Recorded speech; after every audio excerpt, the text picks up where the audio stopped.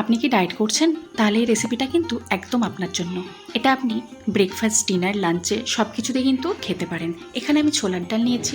ছোলার ডালটা খুব ভালো করে প্রথমেই গ্রাইন্ড করে নিচ্ছি। যেহেতু ছোলার ডালটা শুকনো, এর মধ্যে কিন্তু জল দিলে ভালো গ্রাইন্ড হবে না, তাই এটা শুকনোই কিন্তু আগে গ্রাইন্ড করে নেব। এখন দিয়ে দিচ্ছি টমেটো, কাঁচা লঙ্কা, একটুখানি আদা, ওটস, সামান্য একটু জল আর পরিমাণ মতো লবণ। এরপর আবারও খুব ভালো করে গ্রাইন্ড করে সুন্দর একটা ব্যাটার রেডি করে নিলাম। এখন ওভেন জ্বালিয়ে তাওয়া বসিয়ে অল্প খানিকটা অয়েল ব্রাশ করে দিয়েছি। এখনও দিয়ে দিচ্ছি আমি ওপর থেকে 2 চাটু মতো ব্যাটার। খুব ভালো করে ব্যাটারটা এদিক সেদিক করে দিয়ে দিলাম একটা শেপ অনুযায়ী। এরপর কিন্তু একটু অপেক্ষা করব, এটা যাতে নিচটা খুব ভালো করে হয়ে যায়। দেখুন বোঝাই যাচ্ছে যে সাইড থেকে ছেড়ে ছেড়ে এসেছে, মানে নিচটা খুব ভালোভাবে হয়ে গেছে। এখন এটা আমি উল্টিয়ে নিচ্ছি। উল্টে পাল্টে খুব ভালো করে কিন্তু এপিট ওপিট করে সেঁকে নিলেই আমাদের কিন্তু একেবারে রেডি।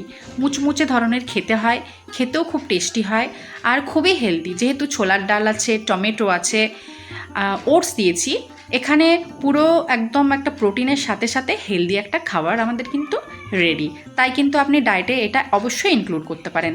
আমাদের এটা কিন্তু একেবারে হয়ে গেছে, আমি তুলে নিলাম। এখন আমি এটা খাওয়ার জন্য রেডি করে নিয়েছি। আমি 2 চামচ দই নিয়েছি এখানে। এরপর অল্প খানিকটা পেঁয়াজ আর কাঁচা লঙ্কা ছোট্ট ছোট্ট করে কেটে নিয়েছি। এখন ওপর থেকে একটুখানি দিয়ে দিলাম লবণ। চাট মশলা বা জিরে ভাজাও কিন্তু দিয়ে দিতে পারেন। এখন দুটোই আমার নেই, শেষ, তাই আমি